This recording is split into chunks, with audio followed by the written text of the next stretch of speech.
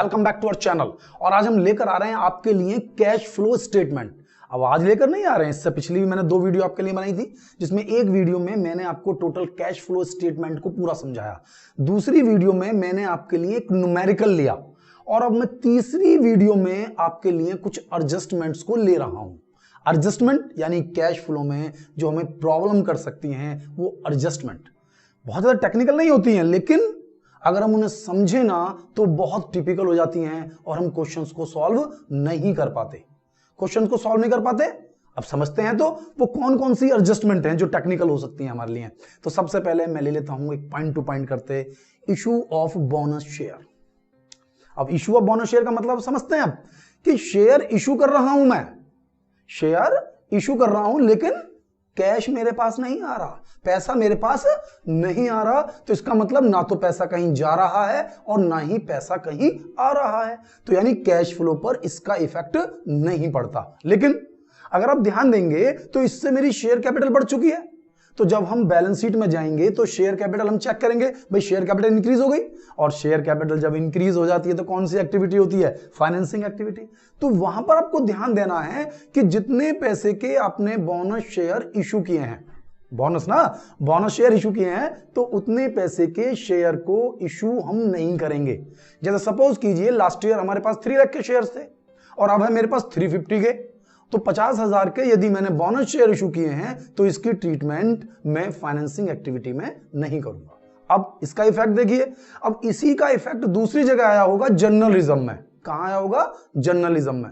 यानी कि financing activity में मैं इसमें से 50,000 रुपए काट कर लूंगा। सपोज करो 4 लाख होते तो 50,000 छोड़ देता और बाकी के 50,000 रुपए मैं इशू ऑफ शेयर में लिख देता। नेक्स्ट मेरे पास इसी ट्रैक में दूसरी प्रॉब्लम आएगी, जर्नलिज्म या प्रॉफिट में से इतने ही पैसे का जर्नलिज्म मेरा कम हो रहा होगा, जबकि जर्नलिज्म जो कम हुआ है मेरा पैसा तो कोई गया ही नहीं है। तो जब मैं अपना नोट्स टू अकाउंट बनाऊंगा, ये तुम्हारे पास पहला वर्किंग नोट बनाऊंगा ना एक्स्ट्रा ऑर्डिनरी आइटम्स के लिए बनाता हूं मैं, तो वहां पर मैं बोनस शेयर के 50,000 रुपए एक्स्ट्रा लिखूंगा, एक्स्ट्रा अलग से, issue of bonus share. Clear? Issue of bonus share कहां लिखूंगा मैं, एडजस्टमेंट में। ये जो हमारे पास हम बना रहे हैं ना वर्किंग नोट नंबर 1, या हमने वर्किंग नोट नंबर 1 डिस्कस किया है अपनी पिछली 2 वीडियो में, कि उसमें बैलेंस शीट से उठाएंगे हम प्रॉफिट में हम ऐड करेंगे। देखो हमने दिया था ना यहाँ पर net profit as per balance sheet, इसमें मैंने कहा था 3 चीजें ऐड करेंगे, provision for tax, provision for dividend, transfer to general reserve. तो यहीं पर हम एक चीज और शो कर देंगे, इशू ऑफ बोनस शेयर। तो दोनों जगह ट्रीटमेंट हो गई, एक तो मैंने शेयर कम इशू किए और दूसरे मैंने यहां लिख दिए, वहां कम और यहां लिख दिए, टोटल मैच कर गया। तो यही चीज मैं आपको समझाना चाहता हूं। दूसरा है, अगर आप शेयर इशू कर रहे हैं तो फाइनेंसिंग एक्टिविटी में आ गई, लेकिन अगर आप शेयर प्रीमियम पर इशू कर रहे हैं, किस पर इशू कर रहे हैं, प्रीमियम पर इशू कर रहे हैं, और मेंशन कुछ किया नहीं है, तो इसका मतलब है कि वो प्रीमियम कहां है, मेंशन नहीं है मेरे पास, तो आप उतने ही पैसे एक्स्ट्रा जोड़कर, यानी कि अगर मैं आपसे कहूं पहले मेरे पास 2 लाख रुपए के शेयर थे, अब मेरे पास 1 लाख रुपए के शेयर हैं, and the share are issued at premium of 10%, तो जो 1 लाख रुपए के शेयर मैंने इशू किए हैं उनसे मुझे 1 लाख नहीं, 1 लाख का 10% एक्स्ट्रा, यानी 1,10,000 रुपए मेरे पास आएंगे। तो कितने पैसे आएंगे, 1,10,000 रुपए। तो फाइनेंसिंग एक्टिविटी में मैं लिखूंगा 1,10,000 रुपए। सपोज करो बैलेंस शीट में कहीं नहीं है वो प्रीमियम, तो फिर मुझे उस प्रीमियम को यहां शो करना पड़ेगा नॉन कैश ट्रांजैक्शन में, अदरवाइज वो हमारी बैलेंस शीट में, आजकल का जो मेथड है कंपनीज एक्ट 2013 का, बैलेंस शीट में ही होता है। तो प्रीमियम क्या करना है, ऐड करके शो करना है। इसी तरह से आप डिबेंचर इशू कर रहे हैं, सपोज करो इशू तो सेम हो गया, रिडेम्पशन। अगर आप रिडेम्पशन कर रहे हैं प्रीमियम पर, तो सेम कंडीशन मान लीजिए कि पहले 3 लाख रुपीस के डिबेंचर थे या लोन था, और अब वो लोन या डिबेंचर हमारे पास रह गया 2 लाख रुपीस का, यानी पहले 3 लाख अब 2 लाख, तो 1 लाख रुपए का कम हो गया, यानी पेमेंट हो गया। पेमेंट कहां आएगा, फाइनेंसिंग में। लेकिन जो पेमेंट कर रहा हूं वो मैं 10% डिस्काउंट पर कर रहा हूं, तो 10% डिस्काउंट, तो 1 लाख रुपए की जो वैल्यू कम हुई है उसका 10% 10,000, 10,000 रुपए हुए ना, तो 10,000 रुपए में कम पेमेंट कर रहा हूं, तो मैं 1 लाख रुपए की बजाय फाइनेंसिंग एक्टिविटी में पेमेंट करूंगा 90,000 रुपए का। लेकिन बैलेंस शीट से कम हुए हैं 1 लाख रुपए, आपने पेमेंट किए हैं 90,000 रुपए, तो वो 10,000 रुपए आप यहां शो करेंगे प्रिलिमिनरी एक्सपेंसेस राइट ऑफ, है ना। तो यहीं पर ही discount on redemption of debenture write off, clear हो ना। तो ये टॉपिक आपको समझना है। अब ये तो हमें समझ में आता है कि प्रीमियम पर इशू किए, रिडेम्पशन हमने डिस्काउंट पर किया, रिडेम्पशन हमने प्रीमियम पर किया। सपोज करो रिडेम्पशन प्रीमियम पर किया, रिडेम्पशन प्रीमियम पर किया तो मुझे लॉस हुआ, लॉस हुआ है नहीं हुआ, तो वो जो लॉस है उसको भी कवर करना है। दोनों पॉइंट समझ लीजिए, एक तो हुआ रिडेम्पशन में डिस्काउंट पर कर रहा हूं तो पैसे कम दे रहा हूं, यानी कि यहां माइनस किया है तो यहां पर प्लस होगा। इसी तरह से प्रीमियम पर किया है यानी ज्यादा दे रहा हूं तो यहां पर ज्यादा लिखूंगा, लेकिन फिर मैं उतना ही पैसे यहां पर माइनस में लिखूंगा। मैंने आपको बार बार बताया है कि कोई भी चीज एडजस्टमेंट से एक्स्ट्रा में आती है, यानी कि 3 लाख से 2 लाख रह गए, 1 लाख आने चाहिए ना यहां पर, माइनस के 1 लाख, लेकिन मैंने कितने लिखे हैं 90,000, तो 10 कम लिखे हैं, तो 10 ही माइनस के मैं यहां करूंगा। अगर मैंने 90,000 रुपए लिखे हैं 1 लाख रुपए की बजाय 90,000 माइनस किए हैं, तो फिर 10,000 में इस जगह एक अमाउंट लिखूंगा discount on issue of debenture, match हो गए पूरे 1 लाख रुपए। इसी तरह से यदि प्रीमियम पर इशू किए हैं, प्रीमियम पर रिडेम्पशन किए, रिडेम्पशन की बात चले ना बेटा, रिडेम्पशन यदि प्रीमियम पर कर रहा हूं तो यानी कि यहां मैं पेमेंट कर रहा हूं आपको 1,10,000 रुपए, 10,000 रुपए एक्स्ट्रा, तो ऊपर भाई यहां पर कितने पेमेंट हो गया 1,10,000 रुपए। आपने रिडेम्पशन किया 10,000 रुपए ज्यादा, यानी माइनस ज्यादा है, तो फिर 10,000 रुपए मैं ऊपर करूंगा प्लस। आप समझते हुए चलें क्वेश्चन में कि यदि मैं यहां ज्यादा लिखूंगा तो मैं यहां पर ऐड में लिखूंगा माइनस वाली आइटम, माइनस चल रही है ना। आपने 1,10,000 1 लाख की बजाय लिखे 1,10,000, 10,000 फालतू लिख के माइनस के, तो 10,000 प्लस में चाहिए। तो इस तरह के क्वेश्चंस कई बार कंफ्यूज कर सकते हैं हमें कि मैं एक्स्ट्रा पेमेंट कर रहा हूं तो एक्स्ट्रा पेमेंट, और जितना ज्यादा एक्स्ट्रा कर रहा हूं उतना ही मेरा नॉन कैश ट्रांजैक्शन। अगर मैं कम कर रहा हूं तो यहां कम, तो उतने ही पैसे में यहां लेस में कम में लिखूंगा उसी नाम से कि premium on redemption of debenture, premium on discount of debenture. तो जो भी डिस्काउंट या प्रीमियम जो भी मैं शो कर रहा हूं, प्रीमियम पर शो कर रहा हूं तो ज्यादा शो करूंगा, तो फिर मैं जो हमारे पास ये माइनस है तो माइनस वाले में। तो ये एक लॉजिक को मेंटेन करके चलिए, आपको ये टॉपिक समझ में आ जाएगा। समझ में आ गया ना कि अगर मैंने यहां पर ज्यादा लिखा है यानी कि माइनस ज्यादा हो गया है तो मुझे प्लस शो करना पड़ेगा। यहां प्लस वाले आइटम में ब्रैकेट तो मैं यहां शो कर रहा हूं ना, यहां पर ये ऐड वाली टर्म्स चल रही है सारी, तो ऐड वाली में तो ये 1,10,000 रुपए 10 फालतू लिख दिया माइनस के, 10 प्लस लिखने पड़ेंगे। अब मैं लिखता 90,000 रुपए, यानी कि माइनस करने थे 1 लाख, करें 90, तो 10,000 मुझे और माइनस करने हैं, वो यहां से माइनस करूंगा। टोटल अमाउंट सेम ही आनी चाहिए, यानी कि अगर 1 लाख कम हो रहे हैं तो 1 लाख ही आना चाहिए, ऑपरेटिंग, इन्वेस्टिंग और फाइनेंसिंग को मिलाकर। ये आपको ध्यान देना है क्वेश्चन में। अब हमारे पास टॉपिक आता है इसी से रिलेटेड कि हमने जो डिबेंचर्स का पेमेंट किया है वो किसी डेट पर किया है। अब डेट कैसे हो सकती है कि हमारे पास सपोज करते हैं हमारे पास 2 सालों की इंफॉर्मेशन है, 2019 2020 हो गया। इसका मतलब यह है कि 2019 के में अकाउंट एक क्लोज हो रहे हैं, 2020 में अकाउंट एक क्लोज हो रहे हैं। तो अगर हम इस बात को बात करें कि डिबेंचर का रिडेम्पशन हमने साल के बीच में किया है, तो प्रॉब्लम आ जाएगी ब्याज की। किस चीज की प्रॉब्लम आएगी? ब्याज की। इंटरेस्ट पता है कहां कहां आता है?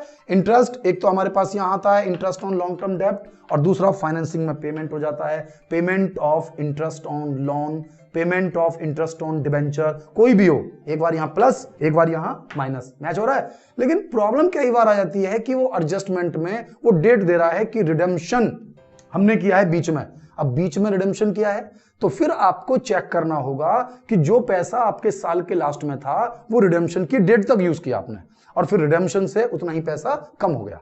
तो मैं इसको एक एग्जांपल के लेके थ्रू आपको समझाता हूं। पहले हम और 2-3 हेडिंग्स हैं उन्हें पढ़ लें, और फिर जो पॉइंट्स हैं उनको एक क्वेश्चन के थ्रू मैं आपको एक्सप्लेन करता हूं, सो दैट आपको वो समझ में आए। अब इसमें तीसरी हेडिंग है हमारे पास प्रोविजन फॉर टैक्स। तो ये टैक्स की जो प्रॉब्लम है, टैक्स हमारे पास जनरली बैलेंस शीट में होता है। तो बैलेंस शीट में मैंने आपसे कहा था कि करंट ईयर की वैल्यू, करंट ईयर वाली जो वैल्यू है उसे हम प्रोविजन में शो करते हैं। ये रहा मेरा प्रोविजन फॉर टैक्स, यानी कि वर्किंग नोट में, और पेमेंट हम करते हैं ऑपरेटिंग एक्टिविटी में। बिल्कुल क्लियर है। लेकिन यदि प्रोविजन फॉर टैक्स यानी कि ये हेडिंग हमारी बैलेंस शीट में है ही नहीं, तो केवल एडजस्टमेंट में होगी। तो एडजस्टमेंट वाली अमाउंट हमें सेम टू सेम पहले प्रोविजन में लिखनी है सेम अमाउंट, और फिर पेमेंट करनी है। क्लियर हो गया? और ऐसा भी तो हो सकता है बेटा कि वो टैक्स की अमाउंट बैलेंस शीट में भी हो और एडजस्टमेंट में भी हो, तो फिर हमें बनाना चाहिए अकाउंट कि ओपनिंग यानी प्रीवियस ईयर में क्या वैल्यू थी, करंट ईयर में क्या वैल्यू है। लिख दिया हमने, प्रीवियस ईयर की वैल्यू लिख दी, करंट ईयर की वैल्यू लिख दी। अब एडजस्टमेंट देगा और एडजस्टमेंट में या तो वो पेड देगा या वो हमें प्रोविजन देगा। भाई एक चीज तो देगा ना, भाई हमने कहा पेड किया तो इन दोनों का टोटल लूंगा, बैलेंस आ जाएगा प्रोविजन, और कहा उसने प्रोविजन है तो टोटल लूंगा, डिफरेंस आ जाएगा पेड। और आपको पता ही है पेड कहां आता है, प्रोविजन कहां आता है, टैक्स का प्रोविजन हमारे पास ये जो वर्किंग नोट हम बना रहे हैं, वर्किंग नोट नंबर 1, और पेमेंट हमेशा ऑपरेटिंग एक्टिविटी में सबसे लास्ट में हो जाता है। ठीक है, इसके बाद डिविडेंड। अब डिविडेंड में मैंने आपको बताया कि जो नया मेथड्स है कंपनीज एक्ट 2013 के अकॉर्डिंग, डिविडेंड जितना हम प्रोविजन बनाते हैं वो पेड कर देते हैं, तो बैलेंस शीट में होगा ही नहीं, नीचे एडजस्टमेंट होगा। तो प्रीवियस ईयर यानी कि 2 एडजस्टमेंट दे रखी है, पिछले क्वेश्चन में मैंने आपको बताया था, इसी एडजस्टमेंट को लिया था कि अगर 2 साल का हमें डिविडेंड दिया हुआ है तो हम जो डिविडेंड है वो प्रीवियस ईयर वाला, प्रीवियस ईयर वाले डिविडेंड को ही हम पहले प्रोविजन बनाएंगे और फिर पेड करेंगे। मैंने आपसे कहा था सारे पेमेंट फाइनेंसिंग एक्टिविटी में, केवल एक पेमेंट है जो हमारा ऑपरेटिंग में आ रहा है, पेमेंट ऑफ टैक्स। क्लियर हो गया। लेकिन डिविडेंड में एक पॉइंट और होता है, इंटरिम डिविडेंड, तो इसको हमें अलग से कंसीडर करना है, और ये कभी बैलेंस शीट में नहीं होता, ये भी एडजस्टमेंट में होता है। और इंटरिम डिविडेंड भी अपनी 2 ही जगह आएगा, एक प्रोविजन, जैसे हमने लिखा प्रोविजन फॉर डिविडेंड, तो एक और लिख लेंगे provision for interim dividend. Clear होगा ना वर्किंग नोट में। एंड देन उसका पेमेंट हम करेंगे फाइनेंसिंग एक्टिविटी में, यानी इंटरिम डिविडेंड हो चाहे प्रपोज डिविडेंड हो, हमें क्या फर्क पड़ता है, पहले प्रोविजन फिर पेमेंट। बस जो प्रपोज वाला डिविडेंड है उसमें चेक करना होगा कि उसमें हमें 2 साल का देगा, हमें प्रीवियस ईयर वाली अमाउंट को ही पहले प्रोविजन और फिर पेड करना है। ठीक है, तो इंटरेस्ट का कंसेप्ट हमारी समझ में आता है। इंटरेस्ट के लिए मैं एक क्वेश्चन लेकर फिर समझाऊंगा आपको। अब इसके बाद हम जो पढ़ लेते हैं वो पढ़ते हैं नॉन करंट असेट्स। तो नॉन करंट असेट्स पर सबसे ज्यादा टेक्निकल एडजस्टमेंट होती है। यदि ये एडजस्टमेंट हमारे क्वेश्चन में फंस गई तो फिर तो क्वेश्चन में हमारा भगवान ही जाने। तो इसलिए समझ लीजिए, एक एक पॉइंट को समझ लीजिए जहां हम गलती करते हैं। तो बैलेंस शीट को सबसे पहले एनालिसिस कीजिए कि बैलेंस शीट के अंदर एक हेडिंग है नॉन करंट असेट्स। इस नॉन करंट असेट्स में हमारे पास जनरली मिलती हैं 3 तरह की असेट्स। एक ऐसी असेट्स जिन पर डेप्रिसिएशन लगता है, एक ऐसी असेट्स जिन पर डेप्रिसिएशन नहीं लगता है, और तीसरी होती हैं मेरे पास इनटेंजिबल असेट्स। यदि कोई इंटेंजिबल असेट्स है तो उसमें कोई खास कैलकुलेशन नहीं है। यदि वो रिड्यूस हो रही है तो राइट ऑफ है, और राइट ऑफ हमारे पास आता है गुडविल पेटेंट्स, यही होती हैं, यहां पर आएंगी प्लस में। लेकिन यदि ये इंक्रीज हो रही हैं तो हम इन्हें परचेज मानते हैं। कम हो रही हैं तो राइट ऑफ, और यदि ये इंक्रीज हो रही हैं तो फिर ऑपरेटिंग में नहीं आएंगी, इन्वेस्टिंग एक्टिविटी में ही आएंगी, क्योंकि मैंने आपको बताया था कि नॉन करंट असेट्स सभी इन्वेस्टिंग एक्टिविटी में ही आती हैं। और एक बात बिल्कुल क्लियर है हमें कि लायबिलिटी साइड के बढ़ने पर प्लस लिखना है और रिड्यूस हो रही हैं तो माइनस, असेट्स अपोजिट। बार बार ध्यान रखिए, क्वेश्चन अपने आप क्लियर हो जाएगा, यानी कि आपको थोड़ी सी मेहनत करके बस इतना पढ़ना है कि कौन सी चीज कहां आ रही है। तो ये पॉइंट क्लियर हुआ, मेरा पॉइंट समझा रहा था मैं तुम्हें। इसके बाद है इन्वेस्टमेंट या लैंड, क्योंकि ना तो लैंड पर कोई डेप्रिसिएशन लगता और ना ही इन्वेस्टमेंट पर कोई लगता। तो लैंड और इन्वेस्टमेंट का यदि आप अकाउंट बनाएं तो बिल्कुल सिंपल सा अकाउंट आप बना सकते हैं, जैसे कि हमने बनाया लैंड या इन्वेस्टमेंट अकाउंट। ध्यान से पढ़ना, कोई खास पैटर्न हमें इसमें यूज नहीं करना है। ओपनिंग बैलेंस इधर आएगा, क्लोजिंग बैलेंस इधर आएगा। कर पाएंगे? ओपनिंग बैलेंस यहां पर, क्लोजिंग बैलेंस यहां पर लिख दिया। अब यदि वो कह रहा है खरीदी तो इधर लिख दीजिए टू कैश, अगर वो कह रहा है बेची तो इधर लिख दीजिए बाई कैश। भाई खरीदना इधर है, बेचना इधर है। लेकिन कई बार वो क्या कहता है कि प्रॉफिट पर बेची या लॉस पर बेची, तो यहां पर आप ध्यान दीजिए कि यदि लॉस पर बेची तो लॉस आपको इधर लिखना है, और प्रॉफिट पर बेची तो प्रॉफिट आपको इधर लिखना है। यानी कि दोनों में से कोई एक चीज देगा, या तो सेल की टोटल करूंगा डिफरेंस परचेज आ जाएगी, या फिर परचेज दी है डिफरेंस में सेल आ जाएगी। ठीक है, अगर परचेज दी है तो डिफरेंस में सेल आएगी, तो जर्नली लॉस प्रॉफिट पता नहीं होगा मुझे, लेकिन कह भी सकता है कि जो असेट्स मैंने बेची उस पर मुझे प्रॉफिट हुआ, तो प्रॉफिट लिखूंगा तभी ये मैच कर पाएगा मेरा टोटल। अब इसे समझें प्रॉपर तरीके से। इसके बाद मेरे पास जो सबसे खतरनाक है वो असेट्स जिन पर डेप्रिसिएशन लगता है। तो उसके लिए मैंने आपको दो तरीके से अकाउंट समझाने की कोशिश कर रहा हूं। एक तो है फिक्स असेट्स, जिसको बना रहा हूं मैं एक बुक वैल्यू। बुक वैल्यू का मतलब है कि जो बैलेंस शीट के अंदर वैल्यू दी हुई है, जो वैल्यू बैलेंस शीट के अंदर दी हुई है, यदि उन वैल्यूज का यूज करते हुए मैं अकाउंट बनाता हूं तो। नोट्स टू अकाउंट नहीं, जो बैलेंस शीट के अंदर दी हुई है, या फिर नोट्स टू अकाउंट में भी दी है। नोट्स टू अकाउंट में मशीनरी है ना, फिक्स असेट्स, इस नाम से वो अकाउंट देता है। तो उस अकाउंट पर आपको ध्यान देना होगा, वो अकाउंट में कैसे कैसे देता है। कई बार तो देता है मशीनरी, लैंड एंड बिल्डिंग, बस डायरेक्टली, तब तो कोई प्रॉब्लम है ही नहीं। ओपनिंग बैलेंस इधर लिखो, क्लोजिंग बैलेंस इधर लिखो, क्योंकि वो बुक वैल्यू मेथड ही है। लेकिन यदि उसने हमें मशीनरी दी, उसके नीचे दिया डेप्रिसिएशन और फिर काट कर नेट वैल्यू दी हुई है, तो हम क्वेश्चन में फंस जाएंगे। यानी मशीनरी, फिर depreciation less provision for depreciation, फिर नेट वैल्यू। तो जो ओरिजिनल वैल्यू है वो तो है कॉस्ट मेथड, यानी कि अगर उस तरीके से अकाउंट बनाना चाहते हो तो आपको बनाना पड़ेगा इस वाले अकाउंट को, और यदि आप बनाना चाहते हो डेप्रिसिएशन काटकर जो वैल्यू है तो बनाना पड़ेगा आपको बुक वैल्यू अकाउंट।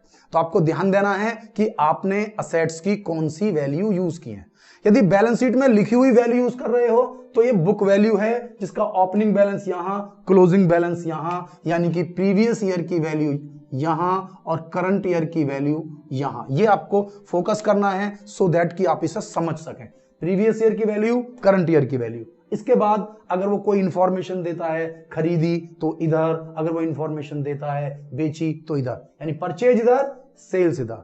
अब अगर सेल किया है तो उस पर लॉस और प्रॉफिट हो सकता है, तो लॉस हुआ है तो इधर लिखेंगे, प्रॉफिट हुआ है तो इधर लिखेंगे। बस इस मेथड की खास बात यह है कि इस मेथड में डेप्रिसिएशन आता है, जिसको हम किसी भी नाम से आप समझें कि ये वो डेप्रिसिएशन है जो इस साल लगाया गया। यानी कि अगर आपने बैलेंस शीट में से वैल्यू उठाई है तो आपको ये अकाउंट बनाना है। नीचे अगर वो इंफॉर्मेशन कुछ नहीं दे रहा तो बिल्कुल सीधा है opening balance, closing balance, balance कम हो रहा है तो डेप्रिसिएशन, बैलेंस बढ़ रहा है तो सीधा परचेज।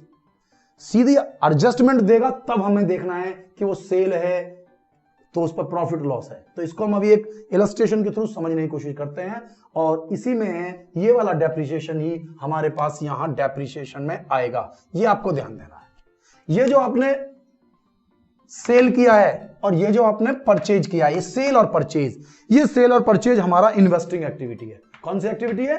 Investing activity. सेल करोगे तो यहां आएगा, परचेज करोगे तो यहां आएगा। सेल करोगे पैसा आएगा यानी पॉजिटिव, और परचेज करोगे तो पैसा जाएगा यानी नेगेटिव। अब आप इसी चीज को देखिए, यदि आप इस अकाउंट को बना रहे हो तो इस अकाउंट को बनाने की यानी प्रोविजन फॉर डेप्रिसिएशन अकाउंट बनाने की खास जरूरत नहीं होती। लेकिन अगर ये दिया हुआ है अकाउंट तो ओपनिंग बैलेंस इधर, क्लोजिंग बैलेंस इधर। यहां पर आपको ध्यान देना है, यहां पर लिखा हुआ है फिक्स्ड असेट्स, तो ये डेप्रिसिएशन है सोल्ड का। जो असेट्स आप बेच रहे हो, जो असेट्स आप सेल कर रहे हो, उसका इस साल का डेप्रिसिएशन नहीं। जो डेप्रिसिएशन आज तक उस असेट्स पर लगा, एक्युमुलेटेड डेप्रिसिएशन, वो डेप्रिसिएशन यहां आएगा। वो डेप्रिसिएशन यहां आएगा और इसके थ्रू निकल जाएगा बाय पीएल, यानी करंट ईयर का डेप्रिसिएशन। करंट ईयर का डेप्रिसिएशन, चाहे तो इसको बाय पीएल की जगह आप सीधा सीधा डेप्रिसिएशन वर्ड यूज कर सकते हैं, डेप्रिसिएशन। यानी कि ये वो डेप्रिसिएशन है जो मैं आपको समझाना चाह रहा था कि ये है और ये ही ये है। यानी कि जो डेप्रिसिएशन हमारे कैश फ्लो में आएगा वो ये वाला डेप्रिसिएशन है।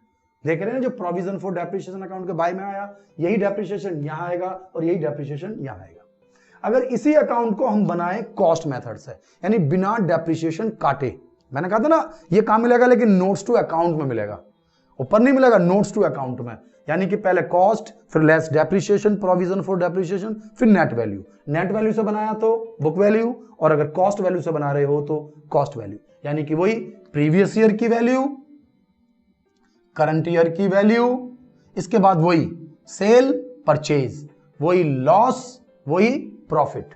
बस दोनों में अंतर क्या है, मैंने दोनों अकाउंट्स में अंतर का डिफरेंस क्या है कि इसके अंदर सीधा सीधा वो डेप्रिसिएशन लिखना होता है जो हमें अपने यहां वैल्यूज में लिखना है। यानी कि इस साल का डेप्रिसिएशन। जबकि यहां पर जो आया है प्रोविजन फॉर डेप्रिसिएशन, ये वो डेप्रिसिएशन है जो असेट्स मैंने बेची है। Depreciation on sold assets, depreciation on sold assets, इसका आपको बिल्कुल फोकस करना है कि यहां पर डेप्रिसिएशन केवल तभी आएगा जब कोई असेट्स बेच रहे हो, वरना यहां पर कोई डेप्रिसिएशन कभी भी नहीं आएगा। इसको आपको समझना है, समझना है बस बात टॉपिक को। तो इसके बाद ये वो डेप्रिसिएशन है जो यहां पर आना है। चाहो तो आप इसके लिए भी कुछ समझ लीजिए, मैंने एक स्टार बना दिया है, तो ये वाला स्टार है जो यहां आ रहा है, और इसका इस्तेमाल केवल इस डेप्रिसिएशन को निकालने के लिए। तो आई थिंक टॉपिक आपको बहुत अच्छा समझ में आ रहा है। तो हम एक एग्जांपल के थ्रू थोड़ा समझने की कोशिश करते हैं, अमाउंट्स को फीड करने की कोशिश करते हैं, सो दैट कि आपको ये क्वेश्चन समझ में आ जाए। तो स्टार्ट कर लेते हैं एक एग्जाम्पल। हाँ तो बेटा, तो स्टार्ट कर लेते हैं हम एक ऐसा एग्जाम्पल जिसमें हम इस पॉइंट को समझ सकें। तो देखिए सामने आपकी स्क्रीन पर एक क्वेश्चन, इस पर अगर आप ध्यान देखेंगे तो नॉन करंट असेट्स में मेरे पास है टेंजेबल असेट्स। टेंजेबल असेट्स हैं 16,10,000 प्रीवियस ईयर में और 18,60,000 करंट ईयर में। तो प्रीवियस ईयर करंट ईयर की वैल्यू दी हुई है, लेकिन इस पर नोट नंबर 4 लगाया हुआ है, यानी कि इसके लिए नोट्स टू अकाउंट दिया है। तो इसके नोट्स टू अकाउंट नंबर 4 पर जब हम जाते हैं तो हमें मिलता है मशीनरी जो पहले 17 लाख रुपए की थी, अब 20 लाख रुपए की हो गई। साथ में इसमें डेप्रिसिएशन पहले 90,000 का था, अब 1,40,000 का है, जो काटकर वापस वही 16,10,000 से हमारे पास हो गया 18,60,000। अब आपको अकाउंट बनाते समय यह ध्यान देना है कि आपको बैलेंस 16,10,000 और 18,60,000 लिखना है, या बैलेंस आपको 17 लाख और 20 लाख, 17 लाख और 20 लाख लिखना है।